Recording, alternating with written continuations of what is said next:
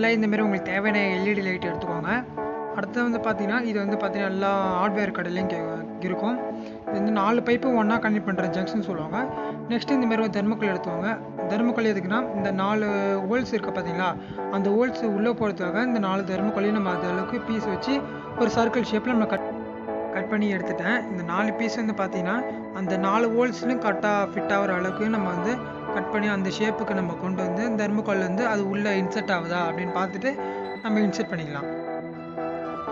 Okay, நம்ம வந்து fit பண்ணி முடிச்சாச்சு. எல்லாத்தையும் நல்லா ஃபுல்லாக தள்ளி விட்டுருங்க. தள்ளி விட்டுட்டு நெக்ஸ்ட் வந்து பார்த்தீங்கன்னா எல்இடியை வந்து எப்படி ஃபிட் பண்ணுறதுன்னு பார்க்கலாம்.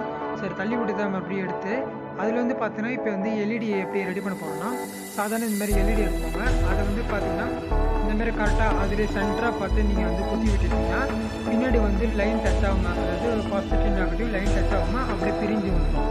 ஓகே, நெக்ஸ்ட் வந்து பார்த்தீங்கன்னா அதேமாரி வந்து எல்லா எல்இடிக்கும் அதேமாரி வந்து ரெடி பண்ணிடலாம். ஓகே, இதேமாரி ரெடி பண்ணிடுச்சு. இதேமாரி நம்ம எல்லா பல்புக்கும் ரெடி பண்ணலாம். ரெடி பண்ணதை நம்ம என்ன பண்ணலாம்னா, நம்ம எப்படி ஃபஸ்ட்டு வந்து கரெக்டாக சைஸ் வச்சு கட் பண்ணமோ அதேமாரி சைஸ் வச்சு கட் பண்ணி எடுத்து உள்ளே போட்டோமோ அதேமாரி இந்த எல்இடியை ரெடி பண்ணி அதேமாரி ஃபஸ்ட்டு எப்படி இருந்தோ அதேமாரி நம்ம எல்லாத்துக்கும் உள்ளே வச்சு இன்செர்ட் பண்ணிடலாம். அடுத்த வந்து பார்த்தீங்கன்னா எல்லா லைனுக்கும் வந்து நம்ம இப்போ சர்க்யூட் கொடுக்கணும். சர்க்யூட் வந்து நான் சொல்கிறேன். சர்க்யூட் எப்படின்னா பார்த்தீங்கன்னா இதேமாரி தான் பாசிட்டிவ் மைனஸ் அந்த பொசிஷனில் வந்து எல்லா எல்இடியும் இந்தமாரி வச்சு விட்ருங்க.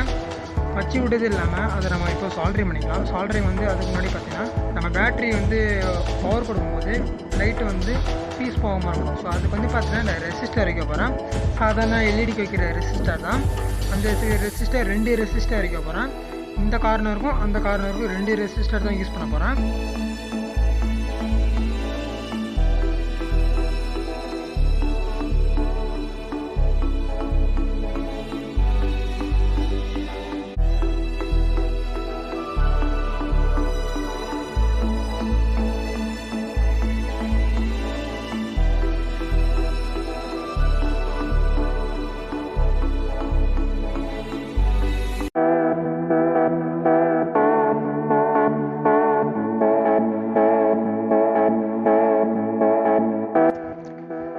நெக்ஸ்ட் வந்து பார்த்தீங்கன்னா பவர் சப்ளை வந்து 2 பாயிண்ட் ஒயர் எடுத்துக்கலாம்.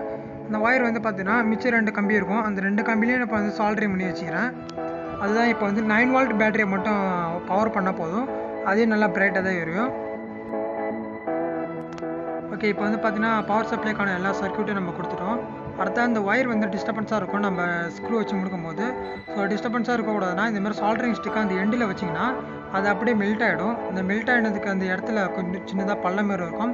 அந்த பள்ளத்தில் அந்த ஒயர் எடுத்துன்னு போய்ட்டு வச்சு நம்ம ஃபெவிக்விக் யூஸ் பண்ணி அதை ஒட்டி நல்லா டைட் ஆக்கிடலாம். அதுக்கப்புறம் பார்த்தீங்கன்னா நம்ம அந்த மேலே டாப் க்ளோஸ் பண்ணும்போது எந்த ஒரு டிஸ்டர்பன்ஸும் இல்லாமல் இருக்கும்.